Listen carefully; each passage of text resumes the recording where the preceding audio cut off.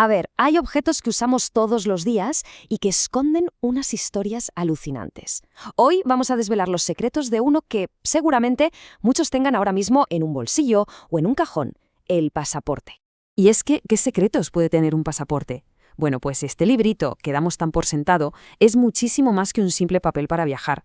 Vamos a meternos de lleno en su historia, que ya verán, tiene tela. Porque detrás de esa pinta tan burocrática, se esconden, ojo, 2500 años de intrigas, de diplomacia, de una evolución tecnológica que ha cambiado por completo cómo nos movemos por el mundo. Es, sin duda, el ábrete sésamo de nuestros tiempos. Venga, para encontrar el origen de todo esto, tenemos que hacer un viaje en el tiempo. Y uno bien largo, ¿eh? A la época de los grandes imperios de la antigüedad. Olvídense de aeropuertos y de controles de seguridad. Aquí no existía nada de eso. Pues resulta que la primera vez que se menciona algo parecido a un documento de viaje está en la Biblia. Sí, como lo oyen, nos vamos al Imperio Persa, a la corte del gran rey Artajerjes I. Allí, su copero, un tal Nehemías, quiere volver a su tierra. El problema es que el camino, pues imagínense, estaba plagado de peligros. Y él, muy listo, sabía que ir por las bravas no era la solución. Y aquí viene lo interesante. Su petición lo cambia todo. No pide un ejército, no pide guardias, pide un papel, una carta, con el sello del rey, que le garantice el paso. ¿Se dan cuenta? Ahí, justo ahí, nace la idea, el ADN de lo que hoy es el pasaporte. Y claro, el rey se la concedió. Y durante siglos esa fue su función principal. Fíjense en el concepto, ¿eh? No era un derecho a viajar, para nada. Era un privilegio. El privilegio de estar bajo la protección de una autoridad. Una herramienta al final de diplomacia y sobre todo de supervivencia. Vale, ahora vamos a dar un salto enorme en el tiempo, a una época que, vista desde hoy, casi parece de ciencia ficción. Piensen en un mundo sin puertas, sin fronteras tal y como las conocemos.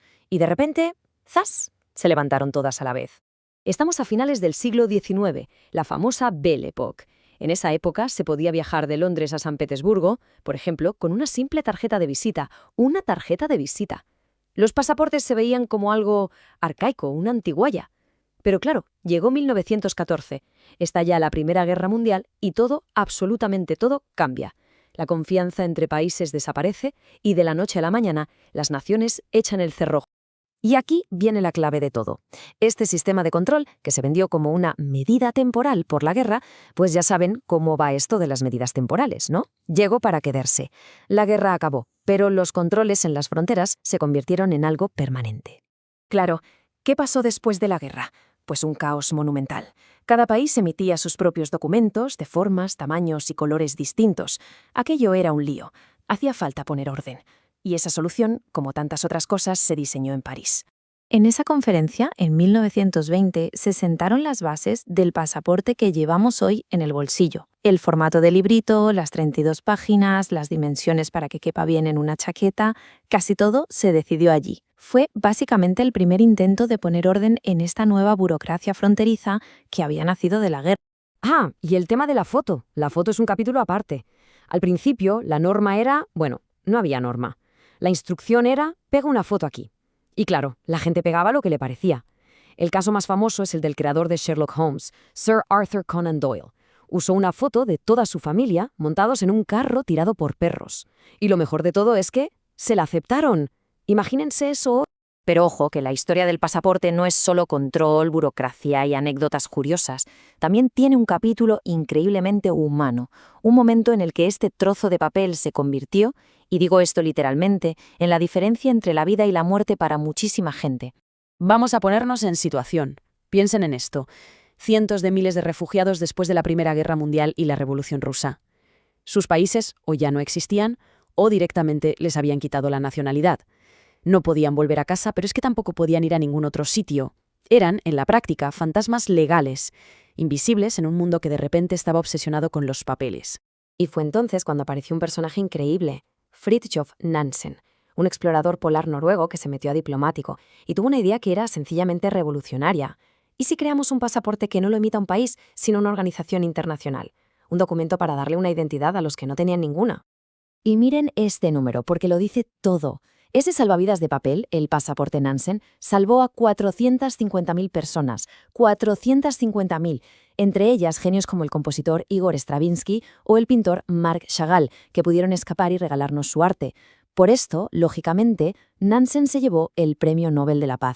Y con esto llegamos ya a nuestros días, a la era moderna, donde el pasaporte esconde geopolítica en algo tan simple como su color y tecnología punta entre sus páginas. Fíjense qué curioso. Con casi 200 países que hay en el mundo, solo existen 4 colores básicos para las tapas de los pasaportes. 4. Ni uno más.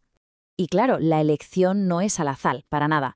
El rojo, o burdeos, lo asociamos enseguida con la Unión Europea, pero también lo usan naciones con pasado comunista. El azul suele ser el color del Nuevo Mundo, Estados Unidos, países del Caribe.